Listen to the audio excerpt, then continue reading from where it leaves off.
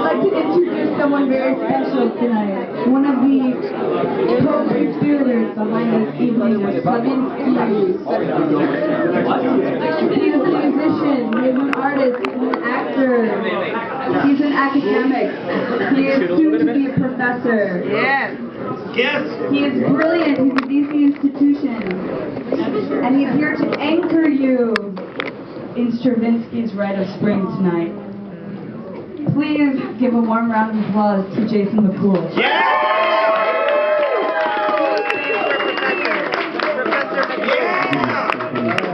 Thank you.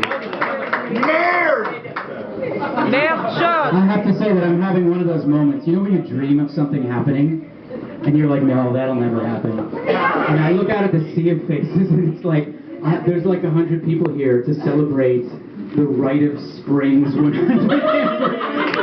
Who goes to a Stravinsky party? You do.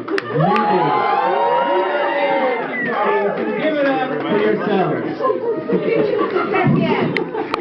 All right, so thank you for being here. Ladies and gentlemen, we are on the 100th anniversary to the night. Wow. May 29th, 1913, of the premiere of Les Sacs du Printemps. How did I do? Sacré.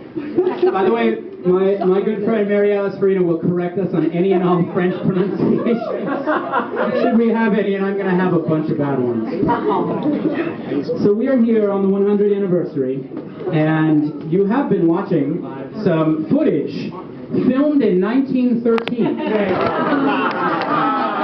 You guys are way too smart to fall for that. So what I'm going to do is actually start here. And I'm going to ask this question. I'm going to ask, who are these people? Yes. PowerPoint. I'm going to ask it again, since no one answered. Who are these people 100 years ago, all the way across the Atlantic Ocean, who celebrated this piece that changed modern music, that changed the world in such a profound way? Who were they? Well, hopefully by the end of this you'll be able to know. Who are we as we gather here to ceremoniously remember the 100-year anniversary of the Rite of Spring? And already we have begun. I will take a page out of the great... How many Pierre Monteux do we have here? We have at least 4, I think, right? Pierre Monteux, when he was booed and hissed at the premiere of the Rite of Spring, the great French conductor, kept conducting. So give me what you got, and I will keep on going. That's what I'm talking about, ladies and gentlemen. That is what I'm talking about. So who are we who gather in the nation's capital, in the United States of America, and we are so indebted to French culture, are we not? We are indebted. Thank you. I'll be here all night. Why are we here? Cheap booze.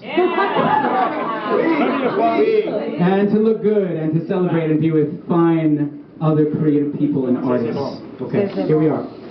So we move along. In the late 19th and early 20th centuries, fashionable Europeans would gather in parlors to engage in the practice of spiritualism, the belief that the dead could be willfully conjured to life if sufficient energy was produced by the living. So, ladies and gentlemen, that's what I'm going to ask us to do right now. I'm going to ask everyone to close their eyes, and for the next 20 seconds, we are going to conjure Igor Stravinsky and all of the people who were alive during that Rite of Spring. And my good friend Jen Larson has brought me an artifact that would have been around in Paris in 1913. Here we have the magic artifact that's going to transport us back. This is Oscar Wilde's, an edition published in 1907, right? The first collected works. He wrote this in pencil. So, we're going to shut our eyes and we're going to spiritualize these ghosts who 100 years ago came to the Théâtre des Champs-Élysées in Paris.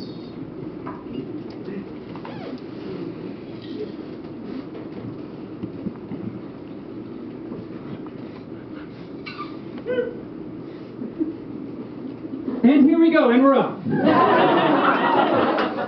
Who are our players for tonight? Our dramatis personae. Well, we have Igor Stravinsky, the great Russian modernist composer. Prior ballets staged by the Ballet Russe include The Firebird from 1910 and Petrushka, about a dancing puppet from 1911. Stravinsky said, "I heard and I wrote what I heard. I am the vessel through which Les Sacres passed." Can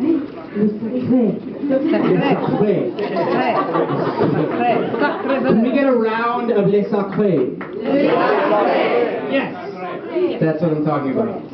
Okay, good. I think he ripped off my white bow tie.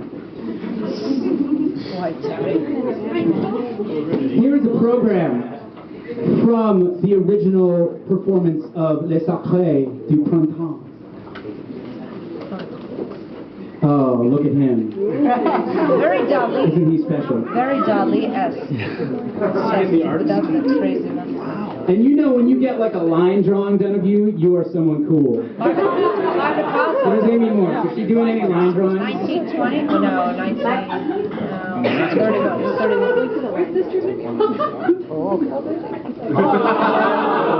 Really? Ladies and gentlemen, Igor Stravinsky was a gangster. Y'all can tweet that right now. Igor Stravinsky was a gangster. Hashtag right at 100. Hashtag Boston sucks. Oh.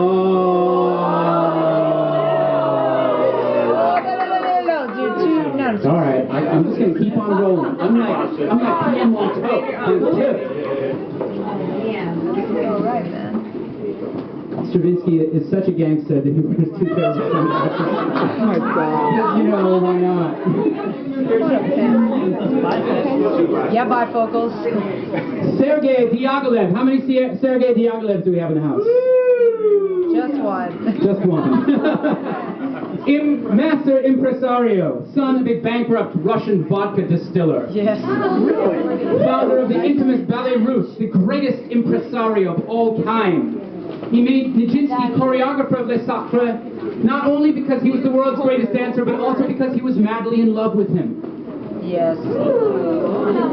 Diaghilev was the possessor of a rabid sexual appetite, and he slept with most of his leading dancers.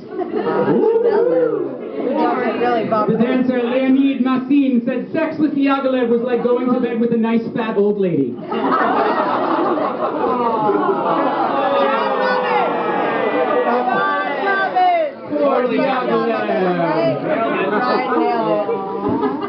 To be played by John Lovitz in the next made-for-TV movie. John Lovitz. Perfect timing. Get these wild animals. Footnote, the Ballet Russe says is at the National Gallery of Art right now. Yes, quick plug. Yes, we are. The Ballet Russe is at the National Gallery of Art, if you haven't seen it yet. Yeah. Because of this, because of the 100-year anniversary that we all come to celebrate tonight. Ballet Russe. Václav Nijinsky. How many Nijinskys do we have? Y'all Nijinskys are like the party people. Nijinsky was the world's most astonishing dancer. He was capable of superhuman leaps. In his naive and amorphous sexual charisma, he was a sort of precursor to James Dean. He was described as the first grand homosexual who asserted himself and was accepted as such by society. He would later go mad and journal the entire process. Yes. Václav Nijinsky was the choreographer of Les Sacres. Gorgeous. Also a gangster. All men wanted to be him. Look at that. Who stands like that? Who stands like that? Nijinsky stands. That guy. That guy stands like that. Hair cam. He is rattling those Women to wrists. pull off hair cam. No man can have He can duplicate himself. At that time, it was very difficult to do that. Yeah. Yeah, he was definitely. Yeah. Look at that. He is getting in touch with the earth. Keep that in mind. Don't forget. And himself. What is that on the front of his pants? Nicholas Roerich, the Russian symbolist painter and expert on ancient Slavic pagan customs. What? Do we have any Nicholas Roriches? Yes, we do. Also a theosophist and a mystic guru. The set designer for Les Sacres. What is a theosophist, Professor? A theosophist. Do we have any theosophy experts here? From what I understand, theosophy was a sort of philosophy, theology mashup. Yes. And they would have seances and like come up with like wacky things and probably do a lot of drugs. Yep. Rorich moved to the United States and he almost convinced FDR to fly a banner of peace over all the artistic monuments in both America and Europe to prevent them from being bombed. Oh. That didn't work. Igor Stravinsky said, "Who could help me if not Rorich? Who, if not he, is privy to the whole secret of our forefathers' closeness to the earth." Closeness to the earth. And there is Mr. Rorich. Here are some images of Rorich's paintings. He is one of the major Russian symbolist painters. An inspiration to countless 14-year-old boys dawdling during algebra class today. Yes, World of Warcraft. But in 1914. Deep, man, deep. Yes, very Byzantine. These are good observations, people. Keep them coming. Keep them coming. Gabrielle Astruc. Do we have any Astrucs here? A couple, all right. Two sitting next to each other. That's weird. Journalist, agent, promoter, theater manager, theatrical impresario, and playwright. One of the most famous personalities of the Belle Epoque. Owner of the brand new Théâtre des Champs-Élysées. Champs-Élysées. Champs-Élysées. On the Avenue Montaigne. Gabrielle Astruc could easily be mistaken for someone walking around Williamsburg right now. Or any of you. And we see some of the graphics. And there is the theater where we will have the premiere of this wonderful piece 100 years ago. That's what it looks like more recently. Wow. Brilliant. Pretty spectacular. Yeah. C'est magnifique. Magnifique. Piemontus, raise your hands. Piemontus keep going even though they get booed and heckled. Piemontus, the principal conductor of Diablo's Ballet Russe. And here is Mr. Piemontus. What is that? Gangster. Only one picture, I'm sorry. Marie Piltz. Yes. Marie Piltz was the lead dancer for Les Sacres. Who subbed in for a pregnant lady. And there she is. She was chosen to replace the choreographer, Vaslav Nijinsky's sister, Bronislava. Because she got preggers. Who was supposed to play the role of the sacrificial virgin. She really cocked that one up. Way to fuck it up, sister. How many sacrificial virgins do we have out there? Careful what you wish for. All right, so what made these men and women 100 years ago who got together for a party and a performance 100 years ago worth our attention? This was the most famous, or shall I say infamous, premiere of the 20th century. More words have been spilled about this event than any other evening ever since. Why? Because mostly of the riot that broke out during the performance and the mythology that has sprung up around it. About 2 minutes after the opening bassoon solo, audience members began hissing and booing, catcalling and cursing. The roar of the crowd became so loud that the choreographer Nijinsky had to stand on a chair in the wings of the theater and yell out numbers in Russian to his dancers. Half the people who said they were there actually weren't. That's going to happen like a year from now. Oh yeah, were you at that Rite of Spring party?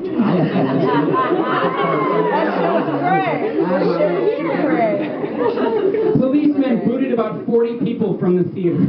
40, oh. Should be arriving any minute. Watch out. This event generally marks the beginnings of modernism. Modernism is it's an elusive term. It's a tough term to talk about because it's hard for us to define what modernism is because we are sort of like the inheritors of it. It's really tough to analyze who we are and where we are living. And in a way, it's impossible to imagine how things were prior to the world that we are familiar with. But let us dream, nonetheless, of Paris 100 years ago tonight.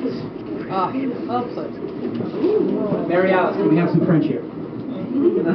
French people. Compagnie Générale des Omnibus de Paris.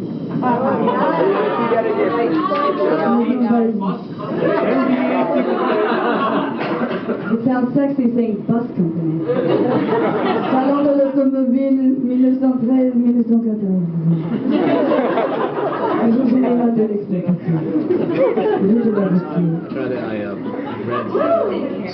Paris was unquestionably the center of world culture. The Eiffel Tower was just over 20 years old. A young failed actress named Coco Chanel had designs in the fashion empire. American expatriate writer Gertrude Stein's salon teemed with creative energy, and Picasso's Cubism was all the rage in the art world. New ideas were changing the fabric of everyday life. Sigmund Freud and Carl Jung charted the inner realms of human consciousness. Marcel Proust. How many people have actually read Proust? The 4 people who are raising their hands are lying. Nobody actually reads Proust, they just talk about it, right? Wrote novels obsessed with memory. Planes could fly in the air, elevators could take you up in tall buildings touching the sky. Doctors could peer inside the human body using X-rays. Trains could travel underground. You could take your sweetheart to the cinema. A phonograph could play pre-recorded sounds for you in your own living room, and a théâtrophone could pipe in live theater and opera into your home, into your living room on a wire. Technology was everywhere, and the most fashionable Parisians wanted it. But the whiff of chaos was in the air. And like a young dancer on point, Europe balanced on the brink of economic collapse, and the Great War, also known as the war to end all war, loomed but a year away. How did that work out? It would be the most savage, the most brutal, the most violent drama ever enacted on a world stage. And we're going to see it foreshadowed in this work. There are some other photographs of Paris around the time we're talking about.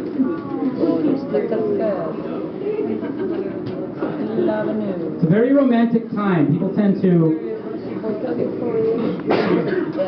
memorialize this time. They tend to romanticize this time. It's pre-World War.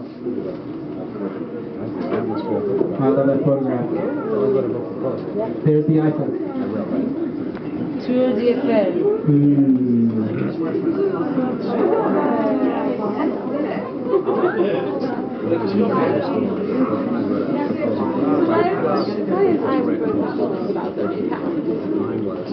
I had a request to go back one, so I'm going back one. I guess I have to go back to the beginning. Next time we say no.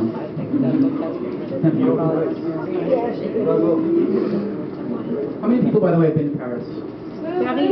Total workshop there. That's fantastic. Flying to Europe.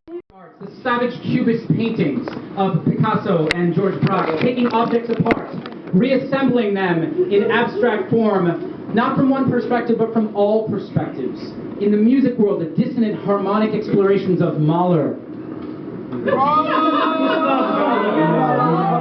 Awesome lecture, by the way. Moment of silence. Schoenberg, and a young Russian named Stravinsky, obsessed with liberating rhythm and conceiving of music not as architectonic, conceiving of it as architectonic, not anecdotal. This was music that was not supposed to necessarily tell a story, but it was supposed to stand like a building. But the world of ballet had yet to join the 20th century. If one thinks of ballet prior to the Rite of Spring, we have images of prima donna ballerinas with elegant lines depicting swans, nimble leaps, soothing tableaus, sexually amorphous tutus. The right turned all of that on its head in savage, violent fashion, depicting not classical elegance and traditional beauty, but an imagined version of pagan rituals of ancient Russia, featuring a virgin who literally dances herself to death. Jean Cocteau, age 24, on the night of the premiere, called it a great insult to habit. Great insult to have it. We need a pronunciation, Mary Alice. Les demoiselles d'Avignon. Can everyone repeat that? Whores! Whores of Davignon. The shorthand version is whores! Whores! Yes, probably one of the most famous paintings by Pablo Picasso. It is, I'd say it's one of the 2 or 3 most valuable paintings in the world. It didn't just sell a few years ago. Yeah, it's a very, very famous painting. Expensive whores.